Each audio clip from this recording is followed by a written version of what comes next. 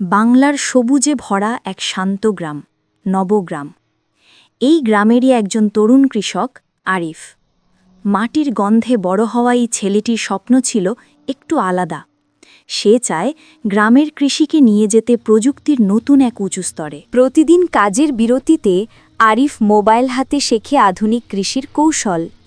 High yield ধান, মাটির আর্দ্রতা সেন্সর, ড্রিপ সেচ ব্যবস্থা, যা অন্য কৃষকেরা শুধু নাম শুনেছে, আরিফ সেগুলো শিখে নেয় মন দিয়ে। একদিন সে সিদ্ধান্ত নিল নিজের জমিতে ড্রিপ সেচ ব্যবস্থা বসাবেই। অন্যরা অবাক হয়ে বলল, এই ছেলেটা কি করছে, এত পাইপ টানাটানি কেন?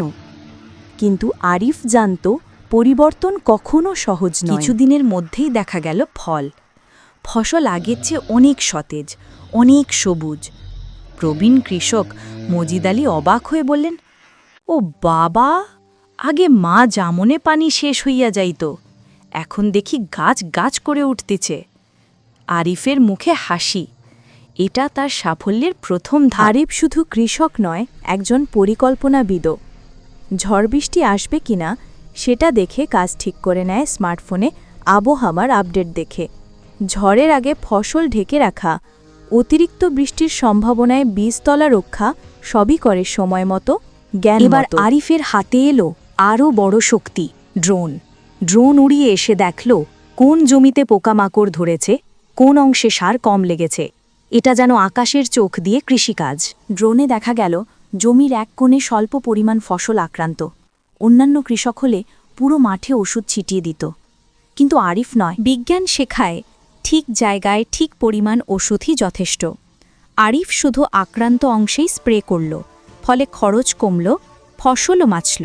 মৌসুম শেষে দেখা গেল ফসল ফলেছে বাম্পার। ধানের গোলা ভরে গেছে সোনালি শস্যে। গ্রামে আনন্দের বন্যা। সবাই বলছে আরিফের প্রযুক্তি সত্যিই কাজ করছে। উপজেলা কৃষি কর্মকর্তারা এলেন আরিফের ক্ষেত দেখতে।